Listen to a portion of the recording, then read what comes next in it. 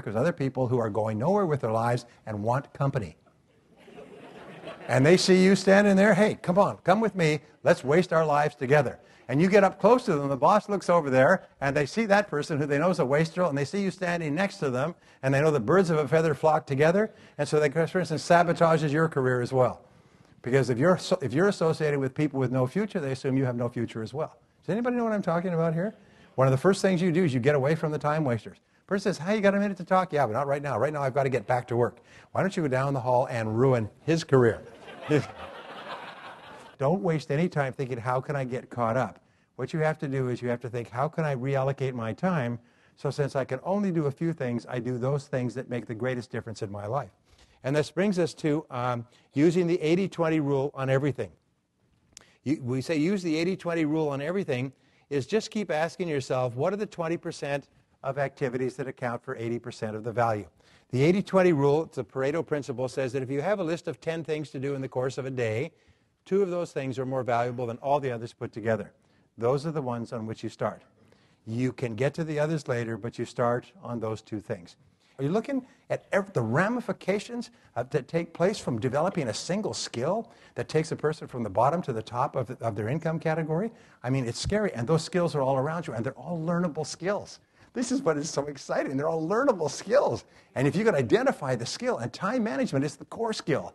If you can manage time management, I've told you about people who increase their incomes by hundreds of % by simply mastering time management. Success is the result of little increments in a consistent basis over time.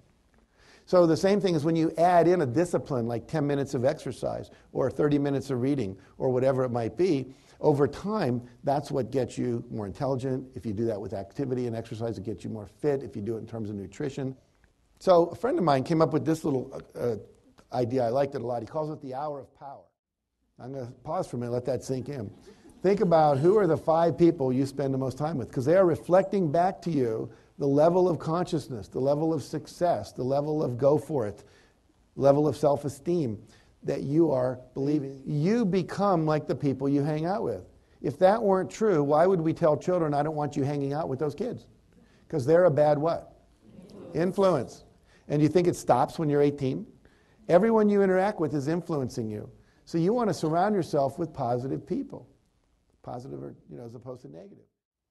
Catherine Lonigan, she is a person I wrote about in my book. She won a scholarship to go to university, and it was for creative writing. And she got in her class, and she got an F on her first paper. She wrote a little short story. And this visiting professor from Harvard was running the class, and he said, she went, why did I get an F? She said, 'cause you can't write. And he said, look, I'm making a suggestion. You give up writing, and I'll give you a passing grade so you can keep your scholarship. But you got to change your major. Now, she was a gifted student in high school. We took all the AP classes in writing, wrote a play that was published and all this stuff. But she didn't want to lose her scholarship, so she agreed never to write again. Now, 15 years later, she's down in Texas. They're making a movie in the town next door. She goes over, and she's hanging out with the writers. Everyone else was trying to get close to the movie stars. And they said, why are you hanging out with us instead of them? So I always wanted to be a writer. I said, really? Well, why don't you just write? Well, I was told I couldn't. I had no talent. Really? Who told you that? Well, it was this Harvard professor visiting at my college. Oh, what does a professor know? I write for a living. Write something. Send it to me. I'll tell if it's any good. Anyway, she writes a book. Takes her a year to write it. She sends it to him. He loves it. Sends it to his editor. She loved it. She called him up, or her up rather, and said, I'd like to publish your book. Now, you know what that book was called? It's called Romancing the Stone. It's made into a movie. She wrote another book. It was called Jewel of the Nile, also made into the sequel of that movie. We lost her writing talent for 15 years because she let some other person tell her she wasn't any good. So you got to be careful. Do not let other people's opinion. I look at you and I equate you as a football team. Why would I not equate you as a football team with my background, right? Think about a football team for a moment. 22 guys on a field that desperately need rest. They're being watched by 70,000 people who desperately need exercise. There you go. And can I ask you a question? Where would you rather be? Seriously, where would you rather be? I don't want to sit in the stands. I don't want to watch life go by. I want to be in the game. I want to advance the ball down the field against great obstacles. I want to succeed with my teammates. I want to be part of something bigger than just me. Now, let me ask you a question as we go on to learn some things.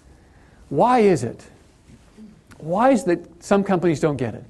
Why? I asked myself, why don't they get it? Why don't organizations, teams, individuals, why are they challenged? Why can't they go live on their go side? And you'll notice something as I take you through a teaching lesson here, ladies and gentlemen, is this. I don't use... Ladies and gentlemen, who are you? And where are you going? And where are you going to end up and what's life really all about? And the reason that I ask that question of you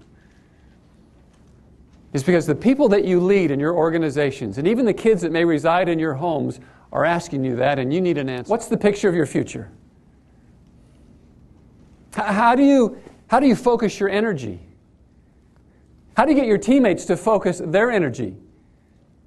What motivates you? Do you know what really motivates you in trying difficult times in front of your team? What do you do to put the gears in place to actually overcome the challenges at that moment? Do you have an answer for that? You are talking to a group of people who are then going to the CEO to make recommendations that you would be the vendor that would choose. They have to give some logical reasons of why they would suggest you. However, if you really connect with them, if they like you more, if you're better prepared, if you talk more about them than yourself and the other vendors did in the presentation, that gives you the edge. And remember, we want an unfair advantage. There are 3 ways that you are going to emotionally connect with your... And at one banquet, the national sales manager of this big American company said, "Patricia, I liked your speech. However, I loved how you delivered it. Could you teach our salespeople to speak like that? Because it takes us a year to get in front of a hospital board. We have a 1-hour presentation. It's worth $9 million a year if we get the business, and we're losing. Not because of our product, not because of our offering or our price, but because the sales presentation skills of our competitors are better than ours." Communicating effectively by phone is a crucial part of our business success. In fact, if you don't do well on the phone, you don't get to first base. During this program, we're going to address all 3 components of being really outstanding on the phone, because the fact is, each component influences the other. We're going to look at what you can say on the phone that will bring about better success. We're going to talk about the actions, the specific way you handle the phone, what you do with your headset, what you do with your body language. It's important. And we're certainly also going to talk about what goes on in your head.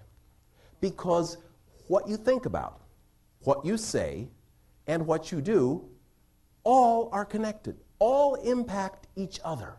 We're going to address all 3 areas in this program, because in order for you to make the telephone your most profitable business tool, you need to know how to think, how to act, and what to say when you're in an actual call.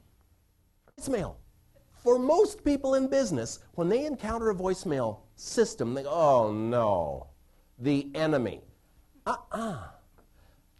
By having some techniques at your disposal, you're going to make voicemail encounters the most positive they could be for you. I want to show you how to change voicemail from being the foe to the friend. There are very simple steps you can take to use voicemail to create positive impressions for yourself.